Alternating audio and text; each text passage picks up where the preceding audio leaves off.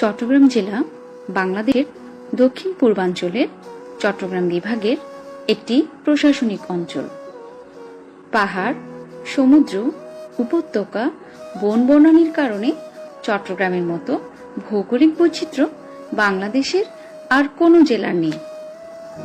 চট্টগ্রাম জেলার উত্তরে ফেনী জেলা এবং ভারতের ত্রিপুরা রাজ্য, দক্ষিণে কক্সবাজার জেলা, পূর্ব দিকে বান্দরবান, রাঙ্গামাটি ও খাগড়াছড়ি জেলা এবং পশ্চিমে নোয়াখালী জেলা এবং বঙ্গোপসাগর অবস্থিত। এছাড়া দ্বীপাঞ্চল সন্দ্বীপ চট্টগ্রামের অংশ। সীতাকুণ্ড এলাকায় পাওয়া প্রস্তরীভূত অস্ত্র এবং বিভিন্ন মানবসৃষ্ট প্রস্তরখণ্ড থেকে ধারণা করা হয় যে এই অঞ্চলে নব্যপ্রস্তর যুগে অস্ট্রো এশিয়াটিক জনগোষ্ঠীর বসবাস ছিল, তবে অচিরে মঙ্গোলদের দ্বারা তারা বিতাড়িত হয়। লিখিত ইতিহাসে সম্ভবত প্রথম উল্লেখ গ্রিক ভৌগোলিক প্লিনির লিখিত প্লেরিয়াস। সেখানে গ্রিস নামে যে স্থানের বর্ণনা রয়েছে, ঐতিহাসিক নলিনীকান্ত ভট্টশালীর মতে সেটি বর্তমানে সন্দ্বীপ। ঐতিহাসিক ল্যাসিনের ধারণা সেখানে উল্লিখিত প্যান্টাপোলিস আসলে চট্টগ্রামেরই আদি নাম। চন্দ্রবংশের শাসনামলের কথা দেখা যায়, যার রাজধানী ছিল চট্টগ্রাম।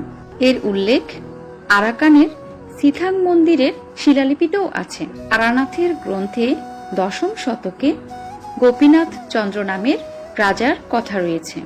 সে সময় আরবীয় বণিকদের চট্টগ্রামে আগমন ঘটে। আরব ভৌগোলিকদের বর্ণনার সমুন্দর নামের বন্দরটি যে আসলে চট্টগ্রাম বন্দর, তা নিয়ে এখন ঐতিহাসিকরা মোটামুটি নিশ্চিত। সেই সময়ে প্রায় ১৩৪৬ খ্রিস্টাব্দে চট্টগ্রাম আসেন বিখ্যাত নূর পরিব্রাজক ইবনে বতুতা। তিনি লিখেছেন, বাংলাদেশের যে শহরে আমরা প্রবেশ করলাম তা হল সোতকাওয়াং অর্থাৎ চট্টগ্রাম। এটি মহাসমুদ্রের তীরে অবস্থিত একটি বিরাট শহর। ১৫১৭ সাল থেকে পর্তুগিজরা চট্টগ্রামে আসতে শুরু করে। বাণিজ্যের চেয়ে তাদের মধ্যে জলদস্যুতার বিষয়টি প্রবল ছিল।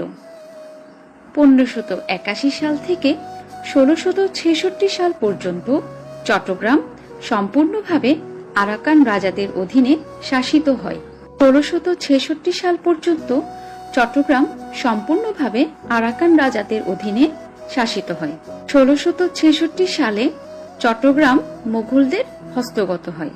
১৭৬১ সালে মীর জাফরকে অপসারণ করে মীর কাসিম বাংলার নবাব হয়ে ইংরেজদের বর্ধমান, মেদিনীপুর ও চট্টগ্রাম হস্তান্তরিত করেন।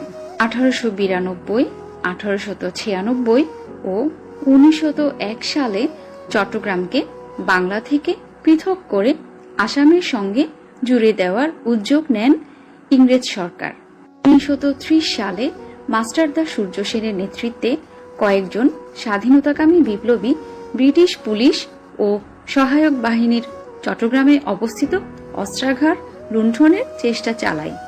২০ সেপ্টেম্বর ১৯৩২ সালে প্রীতিলতা ওয়াদ্দেদারের নেতৃত্বে বিপ্লবীরা ইউরোপিয়ান ক্লাব আক্রমণ করে এবং এক মহিলা মারা যায়।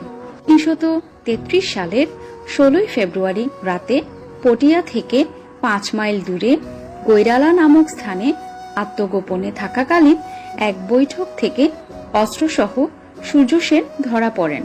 ১৯৭১ সালে মহান স্বাধীনতা যুদ্ধের প্রাক্কালে ২৩ ও ২৪ মার্চ সোয়াত জাহাজ থেকে পাকিস্তানিরা অস্ত্র নামানোর বিরুদ্ধে শ্রমিক জনতার রক্তক্ষয়ী প্রতিরোধ গড়ে তোলে। জাহাজ থেকে অস্ত্র লুট করে চট্টগ্রামের খালাসিরা বিরাট অবদান রাখেন। মহান স্বাধীনতা যুদ্ধের ঘোষণা প্রচারে কালুরঘাট বেতার কেন্দ্র গুরুত্বপূর্ণ ভূমিকা রেখেছিল। ধন্যবাদ।